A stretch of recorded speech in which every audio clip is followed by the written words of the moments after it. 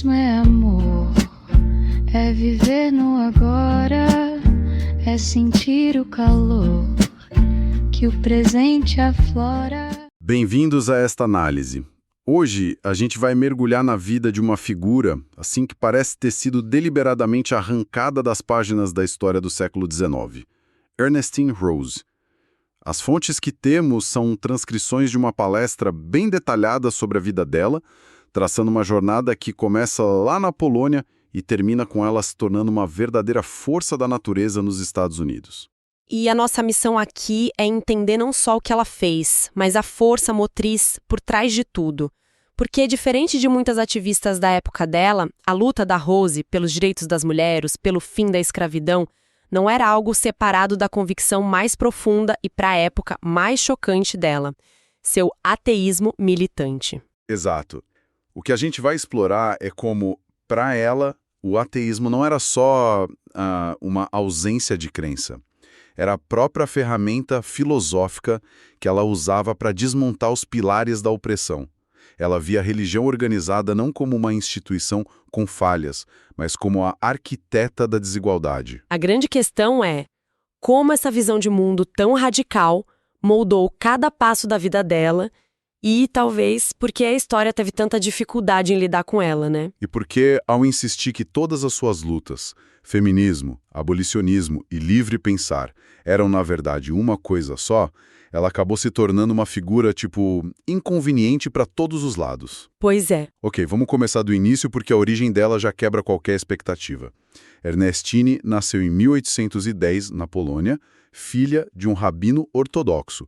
É um ambiente de imersão religiosa total, certo? Total. E, no entanto, os relatos que a gente tem dizem que, por volta dos 10, 11 anos, ela já se considerava uma ateia completa. A pergunta que fica é: como uma criança, nesse contexto, chega a essa conclusão tão cedo e com tanta certeza? Isso já aponta para uma mente que, desde o início, era fundamentalmente questionadora, sabe? Ela não aceitava respostas prontas.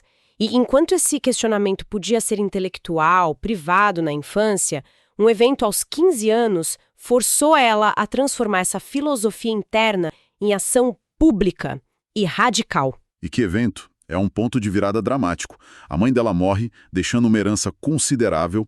O pai, talvez por tradição, arranja um casamento para ela com um homem que ela não queria. E ela implora para o pai, conversa com o noivo. Mas a decisão já estava tomada, amparada pela autoridade paterna e religiosa. E o que ela faz a seguir parece roteiro de filme. É quase inacreditável para a época. Uma adolescente de 15 anos, em pleno inverno polonês, viaja mais de 100 quilômetros de trenó até um tribunal civil para processar o próprio pai e anular o contrato de casamento. Nossa! Para entender a dimensão disso, a gente precisa lembrar que, legal e socialmente, uma mulher naquela época era propriedade do pai e depois do marido. Ela não tinha autonomia legal nenhuma. E o mais impressionante, ela ganha a causa, se defendeu sozinha no tribunal e venceu.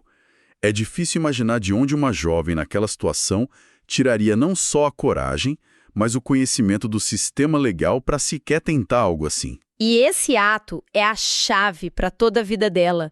Não foi só sobre rejeitar um casamento. Foi o primeiro grande teste da filosofia dela. Ela rejeitou uma autoridade, a do pai, que se baseava puramente em tradição e dogma, sem apelo à razão ou ao consentimento dela. E usou as ferramentas da razão e da lei. Exato. Ela usou a lógica e o sistema legal para lutar por sua autonomia. Ali naquele tribunal, ela praticamente traçou o mapa para o resto da sua vida. E esse padrão se repete logo depois, né? Ela sai da Polônia, vai para Berlim, mas enfrenta outra barreira. Como judia, precisava de uma permissão especial para morar lá. Sim, ela consegue uma audiência com o rei da Prússia, o Frederico Guilherme III, que oferece para ela o que para ele era uma solução óbvia. Basta se converter ao cristianismo. Que era o caminho mais fácil, né? Muitos judeus na Europa faziam isso para escapar da perseguição, ter acesso a oportunidades, era a porta de entrada para a sociedade dominante. Mas para Rose isso era impensável. A resposta dela, segundo as fontes, é de uma clareza cortante. Ela teria dito: "Não abandonei o tronco, para me agarrar aos galhos. Isso é fundamental, não é? Totalmente. Mostra que a questão dela não era especificamente com o judaísmo. O ateísmo dela não era uma reação tipo de adolescente contra a religião do pai. Era algo mais profundo. Era uma rejeição filosófica coerente de todo e qualquer dogma religioso. Para ela, trocar o judaísmo pelo cristianismo seria como trocar uma cela por outra, uma traição intelectual. A luta dela era pela liberdade de pensamento, o livre pensar. E essa ideia virou a base de todo o ativismo dela. Então essa filosofia já estava formada. O que aconteceu na Inglaterra, ao encontrar o movimento owenista, foi que ela encontrou um nome e uma comunidade para o que já acreditava. Exatamente. O owenismo, que é descrito como um movimento utópico, socialista e ateísta, deu a ela uma estrutura e um vocabulário para as ideias dela. Mas mais do que isso, deu a ela uma tese central que ela usaria para sempre, a de que o caráter humano não é determinado por um pecado original ou uma essência divina, mas é moldado pelo ambiente. Ah, interessante. E como essa ideia do owenismo, de que o ambiente molda a pessoa, se conectava com a luta dela? O tempo todo. Essa foi uma de suas armas mais poderosas, especialmente na luta contra a escravidão. Enquanto muitos argumentavam com base numa suposta inferioridade racial, a Rose, armada com essa filosofia, dizia que as condições degradantes da escravidão é que produziam certos comportamentos, e não o contrário. Faz todo sentido. Mude as condições, dê educação e liberdade, e você mudará a pessoa. Era um argumento puramente secular, sociológico, que minava completamente a justificativa religiosa e racial para a escravidão. Então, a Inglaterra deu a ela essa caixa de ferramentas intelectual. Mas foi ao levar essas ferramentas para os Estados Unidos que a coisa realmente explodiu, né? Sem dúvida. Na América, a voz dela encontrou o palco perfeito e a oposição mais feroz. Ela se tornou uma palestrante itinerante, algo raríssimo e mal visto para uma mulher, viajando o país para debater. E os alvos preferidos dela eram os ministros religiosos. Os grandes defensores da escravidão e opositores dos direitos das mulheres. Exatamente. Tem uma descrição muito vívida de um discurso dela em 1844. A plateia, cheia de religiosos, explode em tumulto. O relato fala em pandemônio, com vaias, assobios, gritos. A reação dela é impressionante. O que ela fez? Ela simplesmente ficou em silêncio no palco, com calma, esperando. Esperou até que a multidão se cansasse de gritar e então retomou o discurso exatamente de onde tinha parado. Que postura! E o fascinante aqui é que esse confronto direto com o clero não era um efeito colateral do ativismo dela, era o centro da estratégia. Ela entendeu algo que talvez outras sufragistas não tenham visto com a mesma clareza. Os argumentos contra a autonomia feminina não eram políticos ou econômicos, eram teológicos. Sim, as fontes até citam as passagens que eram usadas como arma contra elas. Coisas como "O teu desejo será para o teu marido e ele te governará", de Gênesis, ou "A cabeça de toda mulher é o homem", de Coríntios. Eram esses os fatos que ela tinha que enfrentar. Exato. E aqui está o diferencial tático da Rose.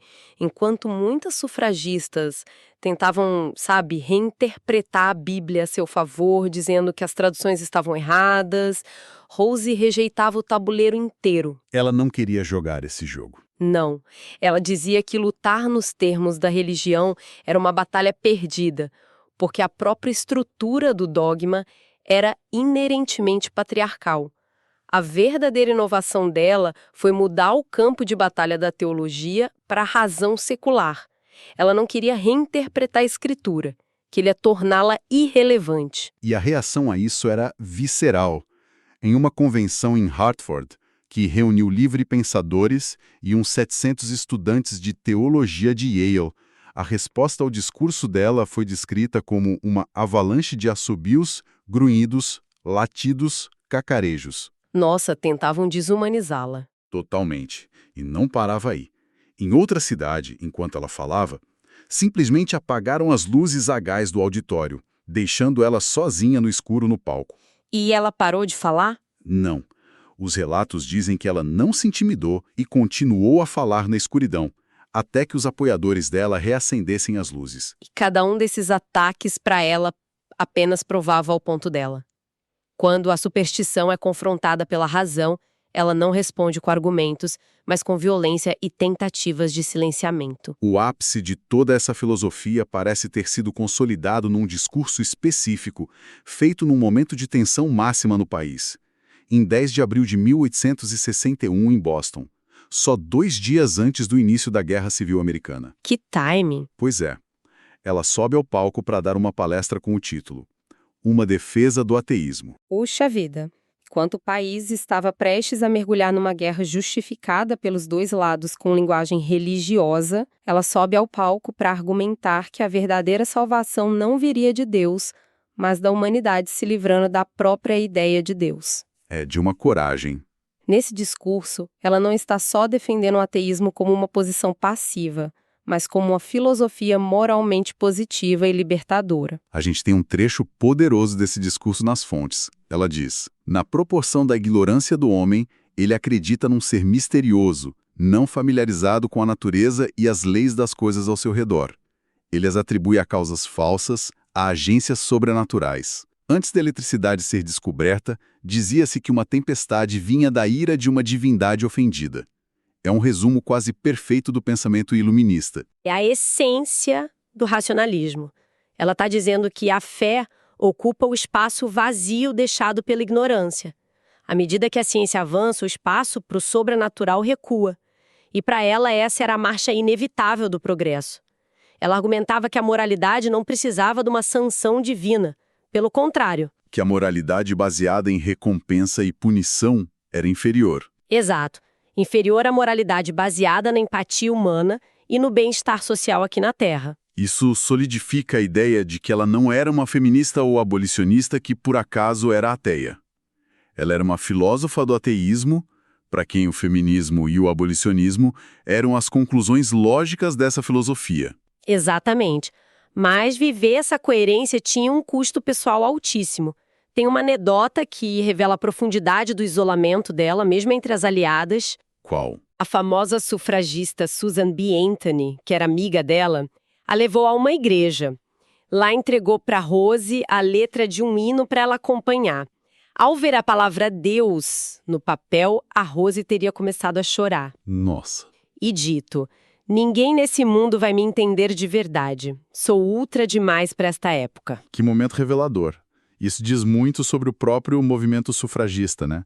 Que mesmo entre essas mulheres revolucionárias que desafiavam tudo, havia um limite claro do que era socialmente aceitável. Sim, revela a fronteira que nem as mais radicais ousavam cruzar. A Susan B. Anthony podia ser crítica da igreja como instituição, mas ainda operava dentro de uma estrutura cultural cristã. A Rose estava completamente fora dessa estrutura. Para ela, a palavra Deus era o símbolo de tudo que ela combatia. Exatamente. E perceber que nem a amiga mais próxima conseguiu entender a profundidade dessa rejeição deve ter sido um momento de solidão imensa. O que nos leva à questão central. Depois de uma vida de lutas incansáveis, Ernestine Rose é hoje uma figura praticamente desconhecida, ofuscada por nomes como Susan B. Anthony ou Elizabeth Cady Stanton. As fontes se perguntam, por que ela foi tão completamente esquecida? E a conclusão é que a própria Ernestine Rose deu a resposta naquele momento com a amiga. Ela era ultra demais, uma outlier. Ela era uma combinação de identidades que a tornavam impossível de ser encaixada e celebrada pela história dominante. Vamos listar. Ela era estrangeira com sotaque. Era mulher. Era de origem judaica. E, o mais explosivo de tudo, era uma ateia militante. É uma tempestade perfeita de identidades marginalizadas para o século XIX. Precisamente. E esses grupos que ela defendia nem sempre se alinhavam. Os livre-pensadores, o grupo de ateus dela, frequentemente criticavam os abolicionistas que usavam a Bíblia para justificar o fim da escravidão. Muitos abolicionistas religiosos, por sua vez, desconfiavam profundamente dos infiéis como a Rose. E o feminismo já era controverso o suficiente sem essa bomba do ateísmo. Pois é, e a Rose insistia em conectar tudo.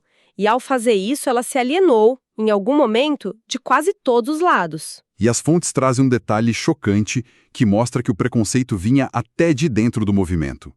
A sufragista Lucy Stone escreveu uma carta para Susan B. Anthony dizendo que a Rose não deveria ser autorizada a falar numa convenção porque ela parecia muito judia. Isso é devastador. Revela o antissemitismo latente que ela também enfrentava. Não era só uma questão de ideias. A aparência dela, a origem, o sotaque eram usados contra ela pelas próprias companheiras de luta. Então, seu ateísmo somado ao antissemitismo a tornou uma figura duplamente inconveniente para a memória histórica. É muito mais fácil celebrar heróis que se encaixam em narrativas simples, né? Com certeza. E a Rosella complexa, era abrasiva e se recusava a ser polida para caber em qualquer caixa. É uma história de uma coragem quase sobre-humana, mas também de um custo pessoal imenso. Ela lutou por um futuro que ajudou a construir, mas que, ao que parece, não tinha um lugar guardado para ela em sua memória. E isso nos leva a um pensamento final, a um ato que os relatos descrevem como uma cena de partir o coração. Perto do fim da vida, já idosa e de volta à Inglaterra, Ernestine Rose sistematicamente destruiu todos os seus documentos pessoais. Cartas, discursos, diários, tudo. Que perda irreparável para a história. E o motivo que ela teria dado é que não achava que alguém estaria interessado em sua vida. Puxa. Uma perda imensa. E a questão que fica, e que talvez nunca possamos responder é: foi esse um ato de humildade, como a frase sugere? Ou, considerando o quão ultra ela era, o quão isolada se sentiu, seria este um ato final e consciente de quem concluiu que a história, sempre escrita pelos convencionais, jamais seria capaz de compreendê-la? Um último ato de autonomia. Talvez. Uma tentativa de controlar a própria narrativa, escolhendo o silêncio, em vez de uma provável deturpação.